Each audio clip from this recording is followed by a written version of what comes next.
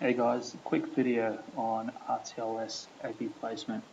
So we know from our experience that there's sort of roughly three types of deployment types, right? So we've got data, voice, and then RTLS. RTLS probably being the most complex. So RTLS, what some applications does as a systems, however you guys want to call it, is basically the ability to do client tracking within that infrastructure, within a location using the wireless infrastructure. So where we see this the most is probably within the health vertical, so they have to track patients or critical medical devices or even wheelchairs. So a couple of things that I sort of jotted down here is we want to design to connect some client requirements. So with the initial requirement, yes, it might be RTLS, but what is the application requirement? Is it voice or is it data? So I always like to make sure I design to voice with my transmitting APs, if that's the requirement. Obviously, we've got to keep in mind, guys, we've got to make sure we set our AP transmit power within the grids of software to be that of the client, the weakest client's transmit power, to make sure that all clients have connectivity. Now, another interesting topic to talk about is RTLS requirement. So is that for passive or connected clients? You need to keep in mind, passive clients, it's not too bad to design for because every AP can be listening. Transmitting if need be, because the passive clients just send out broadcasts. But with connected clients, it's a different story. So connected clients, I'm only transmitting my actual data, which is used for RTLS triangulation on a specific channel to a specific AP. So if I want neighboring APs to be able to get that triangulation, I have to rely on them going off-channel scanning for them to hear my packets. So something to keep in mind. So I'll talk about how we can defeat that moving forward in this video. Couple of design requirements. This is sort of RTLS. If you look at NetCal, it says next 62 dBm for the first AP and next 75 with 2 or 3 APs. I like to think next 65 is probably sufficient. But yeah, design how you guys sort of see fit. As I mentioned before, we need to design for voice and RTLS after. So I'll show you how this works moving forward. We need to keep in mind that AP placement needs to be in triangulation with about 10-15 meters apart. That's just to enable us to get that sort of roughly 4 to 7 meter accuracy of our clients. And probably the most important thing to keep in mind is CCI. So the AP density will be much higher than what it would be for a standard voice or data deployment, right? So especially if all your APs are transmitting. So what I did was I quickly spun up a floor plan in Ekahau, just to sort of offers that I've deployed from voice. This is all assumptions, just a sort of guess on this floor plan, but APs are placed to support a voice infrastructure. So that's the next 75 dBm, and I'm assuming that the client is a Cisco 7925G AP voice handset.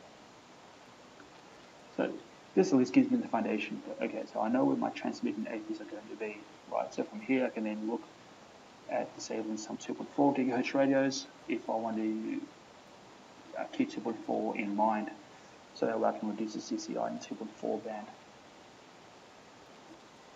But now what I would do normally is, okay, I've got my foundation, I've got my transmitting APs, now I can add my monitoring mode APs on top of that. So monitoring mode APs helps with this situation over here. Monitoring mode APs are basically listening APs, not servicing clients, not transmitting in the RF, they're purely listening. They're listening radios.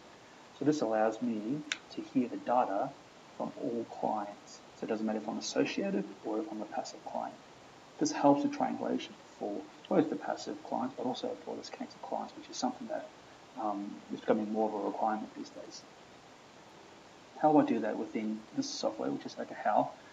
I grab an AP. This is a Cisco 3700. And I place my APs. Now, I give it a name as a monitor, and I'll make sure to disable the radios. This way, my heat map won't change.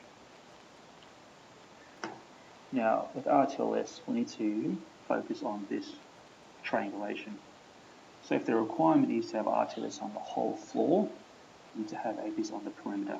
So that's why you see my APs on the perimeter. So this is for two reasons. It gives me that ability to triangulate clients quite close to the perimeter of the building. but also making use of the RF barriers within the floor to minimize the cell size as much as possible. I'll just note as well that this RF heat map you see here's the second strongest AP, that next 75 dBm. So what I'll do is I'll continue just to place my APs, make sure I'm covering the sort of outer extremities first, and then look at getting my triangulation. So I can see over here, I've got two APs over here, next two up over there, so if I use my measuring tool, see these APs over here, quite far apart. Those ones are quite good, so what I might do is I might drop a air monitor AP about there. So that gives me my triangulation for this area over here. And again, triangulation over here should be okay. I'll grab my measuring tool, just understand how far those APs are apart, 12 meters. 12 meters. I might drop another M1 mode AP around here. Let's change these names.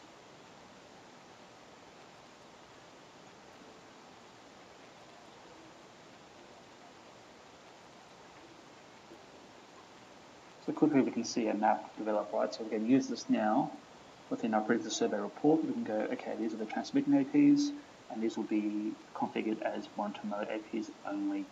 But some vendors might allow you to just disable one radio into monitor mode. So say we were conscious about 2.4 CCI on this site over here, which we should be, we can disable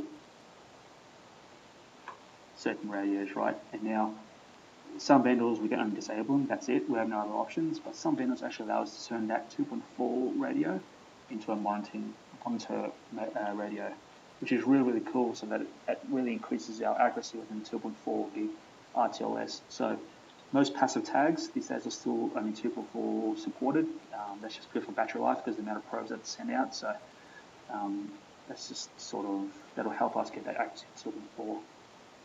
So yeah, so from here we can then go around, adjust our 2.4 RFs on this first, second AP, so we're not too phased by that, but we can adjust our 2.4 RFs to make sure that we don't have any, well, we can reduce the CCI, probably won't get rid of it. But yeah, so that's how we sort of, that's my methodology on deploying RTLS within an environment. Obviously other environments will be much more difficult, not a symmetric map, but just some ideas and tips. Thanks for listening.